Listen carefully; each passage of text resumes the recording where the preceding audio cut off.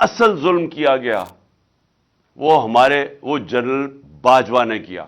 NRO 2 دیا ان کو ان کے کرپشن کے کیسز پہلے ان کو اوپر بٹھایا, پہلے ان کو ایک سازش کے تحت جس میں بیرونی بھی ہاتھ شامل تھا, ان کو اوپر بٹھایا, اس گورنمنٹ کو گرایا جس کے اوپر کرپشن کا کوئی کیس نہیں تھا. عموماً یہاں گورنمنٹ گرتی ہیں کرپشن کے اوپر, کوئی کرپشن کا کیس نہیں تھا. وہ گورنمنٹ کو گرایا جس نے 17 سال میں بہترین معاشی ترقی ہو رہی تھی پاکستان کی. اکنامک سروے آف پاکستان کے اندر 5.7 اور 6%, تیسرے اور چوتھے سال 6% پاکستان کی اکانومی گرو کر رہی تھی. ہماری فصلیں 4 کسان, کبھی کسانوں کے پاس اتنا پیسہ نہیں آیا جو ہمارے دور میں آیا پچھلے 2 سالوں میں. اور انڈسٹریل گروتھ پاکستان کی 50 سال کے بعد انڈسٹری ہماری گرو کر رہی تھی. یہ سارے برے صغیر میں سب سے زیادہ روزگار پاکستان میں تھا. ہماری ایکسپورٹس ریکارڈ تھی. ہماری ریمیٹنسز یعنی باہر سے جو پاکستانی پیسہ بھیج رہے ریکارڈ تھا. 32 ارب کی ایکسپورٹس, 31 ارب کی ریمیٹنسز, یہ ریکارڈ تھی پاکستان میں. ہماری ٹیکس کلیکشن ریکارڈ تھی 6.1 ٹریلین, 6100 ارب روپیہ, یہ ریکارڈ تھا. اس وقت گورنمنٹ گرائی, اور گورنمنٹ کس کے گرائی؟ ان چوروں کو اوپر بٹھا دیا لا کے. وہ 7 مہینے کے اندر پاکستان کی ساری اکانومی نیچے, انڈسٹریل گروتھ نیچے. ہماری 6% سے اکانومی جو گرو کر رہی تھی وہ آج 0 پہ پہنچ گئی ہے. کسان بچارے سڑکوں کے اوپر ہے. ہماری جو پیداوار ہے وہ نیچے آ گئی ہے. اس وقت ہماری ٹیکس کلیکشن نیچے آ گئی ہے, ایکسپورٹس نیچے گر رہی ہیں, باہر سے ریمیٹنسز نیچے گر رہی ہیں. لیکن ایک بہت بڑا کارنامہ انہوں نے یہ کیا کہ سارے اپنے اربوں 1100 ارب روپے کے کرپشن کے کیسز ختم کر رہے ہیں. ایک کے کرپشن اب کیس ختم ہو رہے ہیں. سارے NRO کی گنگا کے اندر دھل کے سب پاک ہو رہے ہیں. اسحاق ڈار بھی پاک ہو گیا. وہ جو بھاگا ہوا تھا مقصود چپڑاسی کیس میں 16 ارب روپے کی جو ان کے اوپر کرپشن تھی, FIA نے جو پکڑا تھا, وہ سلمان شہباز, وہ بھی واپس آ گیا. وہ بھی لیکچر دے رہا ہے ہمیں. شہباز شریف وہ بھی اس کا بھی سارے کیسز ختم ہو گئے, نیب کے اندر بھی اور ادھر. نواز شریف پر تول رہا ہے واپس آنے کے لیے اور کہہ رہا ہے وہ بھی نیلسن منڈیلا بنا ہوا کہ میرے سے بہت بڑا ظلم ہوا. زرداری کے بھی کیسز ختم ہو رہے ہیں. اس کی بہن بھی آج پاک ہو گئی ہے, جو سارا سندھ جانتا ہے کہ ہر چیز پہ کمیشن لیتے ہیں یہ بہن بھائی.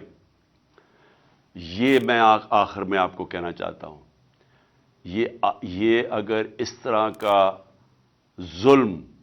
یہ ظلم ہے کہ بیچارہ غریب آدمی جیلوں میں, چھوٹا چور جیلوں میں گھسا ہوا ہے, عام آدمی چھوٹی چھوٹی چوروں میں جیلوں میں پڑے ہوئے ہیں.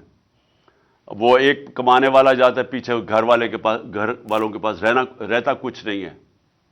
وہ لوگ جیلوں کے اندر ہیں. اور جو اس ملک کے بڑے بڑے ڈاکو جیسے ہی ان کو پکڑنے لگتے ہیں ملک سے باہر بھاگ جاتے ہیں.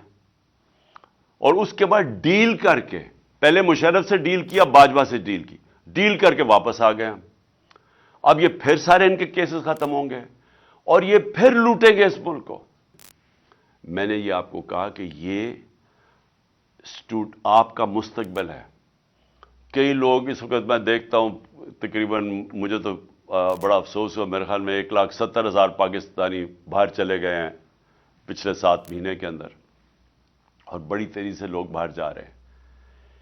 یہ باہر جانا, پڑھ کے, تعلیم سیکھ کے, جاب ایکسپیرئنس کر کے, لیکن واپس آنا آپ کے لیے بڑا ضروری ہے. دیکھیں, آپ کو اس ملک کے لیے سٹرگل کرنی چاہیے بجائے باہر بھاگ جانے کے. جب تک آپ اس ملک کے اندر جدوجہد نہیں کریں گے آپ اپنے ملک کو نہیں بچا سکیں گے. اللہ نے آپ کو ایک ایسا ملک دیا ہے, آپ کو کسی کو اندازہ نہیں ہے. مجھے اندازہ ہے. میں پہلے تو سارا پاکستان پھرا ہوا ہوں, دوسرا میں 3.5 سال اقتدار میں رہ چکا ہوں. اس ملک کو اللہ نے کسی چیز کی کمی نہیں دی. ہمیں صرف ایک ہی مسئلہ ہے، ہمارے ملک میں انصاف نہیں ہے. اور اس کے اوپر حضرت علی کا قول ہے کہ کفر کا نظام چل جائے گا لیکن ناانصافی اور ظلم کا نظام نہیں چل سکتا. یہ آپ کے سامنے وہ ہو رہا ہے. یہ وسائل کی کمی نہیں ہے، یہ انصاف کی کمی ہے. انصاف ہی آزاد کرتا ہے قوم کے پوٹینشل کو. آزاد قوم ہی بڑے کام کرتی ہیں. جو میں حقیقی آزادی کی کیمپین میں کر رہا ہوں اس وقت، اور انشاءاللہ جب تک میں زندہ ہوں میں کرتا رہوں گا. ہم نے اگر اوپر آنا ہے، ہم نے اپنے آپ کو آزاد کرنا ہے. اور آزادی سب سے پہلے انصاف سے ملتی ہے. ہمیں اس ناانصافی کے خلاف سب کو آواز بلند کرنی ہے. آپ کو اللہ نے آپشن نہیں دی نیوٹرل رہنے کی، چپ کر کے گھر میں بیٹھنے کی. آپ کو اس نے اجازت ہی نہیں دی. انسانوں کو تو اس نے کہا ہوا اللہ نے کہ انسان کا تو بڑا درجہ ہے. انسان یہ نہیں آپشن وہ کر سکتا کہ اچھا جی اور کوئی آ کے اگر ملک میں ناانصافی ہے تو لوگ جدوجہد کریں گے، میں آرام سے چپ کر کے گھر میں چوڑا ہو کے بیٹھوں گا. وہ معاشرے مر جاتے ہیں. جو معاشرہ ظلم اور ناانصافی کا مقابلہ نہیں کرتا وہ مر جاتا ہے. ایرسٹوٹل 2500 سال پہلے اس نے کیا کہا تھا؟ اس نے کہا تھا اگر معاشرہ میں ناانصافی ہوگی سارے شہری نکل کے ظلم کے اور ناانصافی کے خلاف کھڑے ہو جائیں گے. سب شہری کھڑے ہو جائیں گے.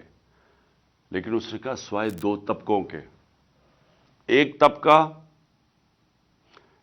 وہ طبقہ نہیں کھڑا ہوگا جو کہ بزدل ہے.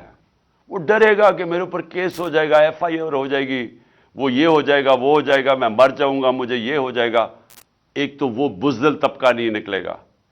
اور دوسرا خود غرض، جس کو صرف اپنی پڑی ہوئی ہے کہ میرا تو جی اچھا بھلا گھر چل رہا ہے، میری تو فیکٹری چل رہی ہے، میں کیوں جرام نکلوں.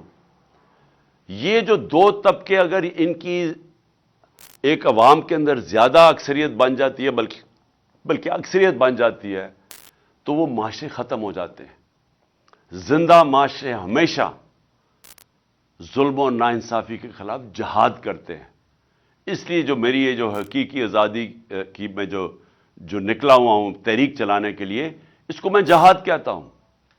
اس کے اندر جو بھی ہو جائے، یعنی انسان کے اوپر جان کی بھی قربانی دینے پڑے تو اللہ نے تو بڑا عظیم رتبہ دیا ہوا ہے. جو کہ اپنی آزادی کے لیے لڑتا ہے اس کو تو اللہ نے شہادت کا رتبہ دیا ہوا ہے.